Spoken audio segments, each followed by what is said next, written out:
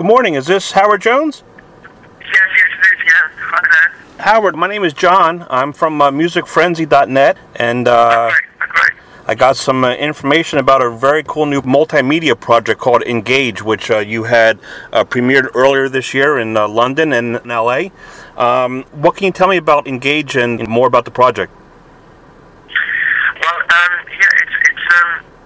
wanted to do something special, and challenge myself to do something that I've never done before. So I wanted to, instead of thinking about creating an album with 10 tracks and songs and things like that, things I've done before, I wanted to think of it as a live and imagine an audience there and things that they would want to see and bring all the influences that I've had over the years together into one piece. So things like obviously pop music, electronic music, classical music, film influences, and I also really like contemporary dance, and I love film, so I wanted to bring all those things to it. So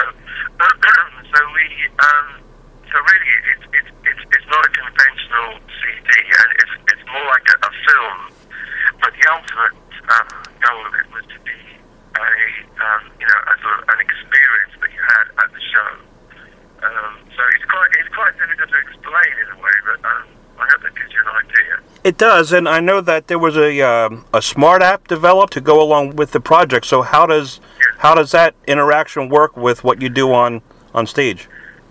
Yeah, well, I very much wanted the audience to be involved in the whole thing, so they played a part in the show as well. So we thought of all different ways to do that, and one was, in the foyer at this show, you could customize your clothing, with fluorescent tape and fluorescent makeup and have like gloves, fluorescent gloves, because we have a huge keyboard in one of the songs that comes up across the screen. And then sort of taking it a step further, I had the idea that, people on their iPhones and, Android phones would be able to interact with the show as well. So we came up with this idea that when you have the app, the Engage app open on your phone, we can then broadcast small clips of the video sequences that are going on stage. So it's like then you have all these tiny little screens around the venue that are reflecting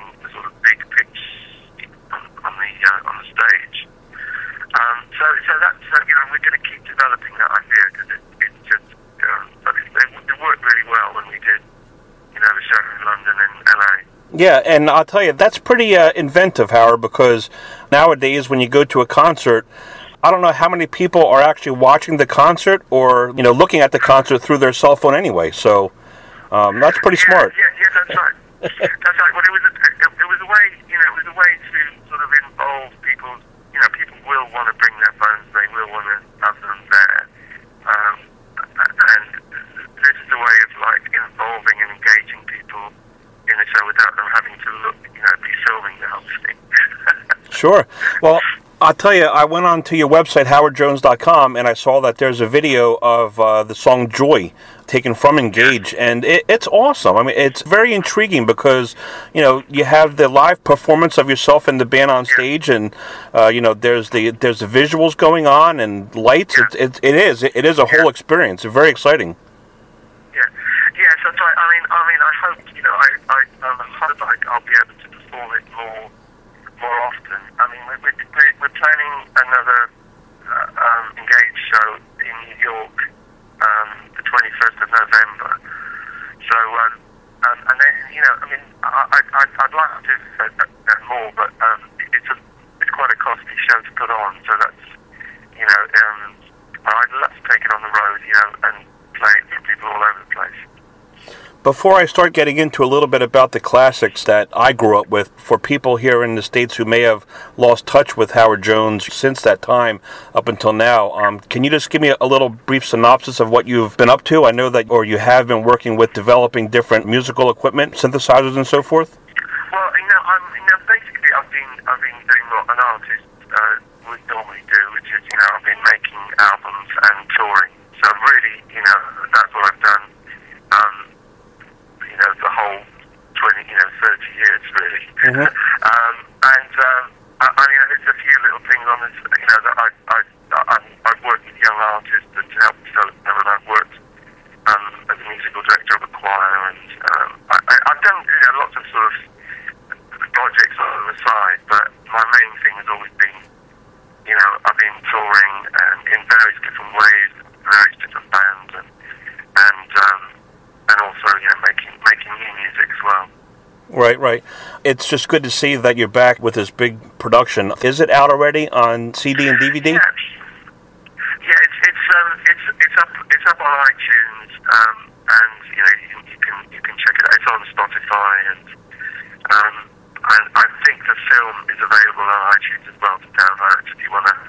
The Engage movie, which is really the main thing. Obviously the music works on its own as well, but the main project is the movie. Your music was such a part of my teen years, my high school years, and I'm trying to be cool, but I'm starting to geek out a little bit. No, that's fine. I mean, I'm glad for it. Howard, I remember MTV when it was MTV. When it actually played music videos, and you were a mainstay. You were a staple of the MTV generation. When you look back at that, that point in your career, what are your thoughts and memories of that portion? Well, I mean, it was a very exciting time to be a new artist, because we had the chance to use different tools and medium that maybe the generation before didn't have. I mean, it was expected that you would make a video. My very first single, I made a video, and then every single one after that had a video. So we were already thinking very visually, and at the same time, for me, I was pioneering, new gear that was coming out, the drum machines, the synthesizers, and, working in a very different way in the studio, using sampling and using, all the new, amazing sort of synths that were coming out at the time. So we had all these new toys and tools to work with, and video as well. So it was a very exciting time to be, to have made it through as a new artist. In looking back at some of those videos that I used to see all the time, and now I get to ask a couple questions about them, a couple thoughts popped into my head. Like filming Everlasting Love, there's several scenes of mummies walking around the streets and doing different things, and and if you look at it, you just see cars driving by and so forth, and I'm sure that there was a lot of head turning from people passing by when that was happening. No? Yes, that's right. Yeah, I mean, they're just out on the street filming. I don't know how we got away with it. I know I'm in Santa Monica at the moment. I know you can't do anything like that unless you've got a permit. Yeah, exactly.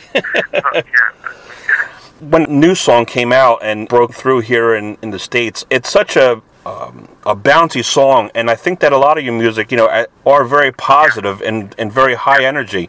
The synthesizer solo in New Song is just so memorable. Is that something that you just developed as if like a guitar player comes up with a riff and they build a song around that solo? Yeah, I mean, I think there's a bit of my classical influence there. Coming through, I've trained, on the piano since the age of 7. So I played, my upbringing was playing classical music as well as pop and being in bands. And so I think that's something that's coming through. And I was really developing these songs live. I wasn't, because I was doing 3 or 4 shows a week with the one-man electronic band. And so the songs, I got to try them out in front of a live audience. As soon as I come up with an idea, I could try it out and see what things work. So I remember the New Song, when I played it for the first time in its sort of primitive form, and people went absolutely nuts at the gig. And I thought, well, I think this is good. I think I should keep going with this one, keep developing it. Yeah, absolutely. And then, of course, the video for Things Can Only Get Better came out, and, that's more of like a live performance. And talk about high energy, and looking back on it now, just nailing the 80s vibe. That video does that very, very well. That's right. That song, the song was written while I was on the road because, obviously the first album, Humans Live, was all ready to go. I've been writing those songs and I've been playing them out live, and then came to the second album and I was really writing on the road. And a lot of those songs were written, in dressing rooms around America, including so what's interesting about that for me is that obviously the energy of being on stage every night, and then coming back to the dressing room and working on new material, the energy carries over. Sure. And so it's actually quite a good frame of mind to be in when you're writing, if you can get it together, because you're obviously quite knackered and travelling and you're trying to concentrate on doing a good show. But if you can write at the same time, it really brings that energy to it. Yeah. One of the concerts I was able to see you at was at Live Aid, which is, 30-year anniversary this year. I mean, what a huge event. I was over here in Philly at JFK Stadium. Can you give me a sense of what the vibe was backstage between yourself and the other musicians, knowing that you were doing this big global event? Well, I mean, it was just a blur of excitement and adrenaline that day, I think everyone who was there, no matter how big an artist they were, and obviously there were some huge artists there, I think everyone felt that they were participating in something that was beyond anything they had done before, that anyone had ever done before. So in a sense, we were all in the same boat, I got to meet David Bowie that day, and I hung out with Paul McCartney and Lynn McCartney, and wow, flew in a helicopter with the members of Queen, holy cow, into the venue.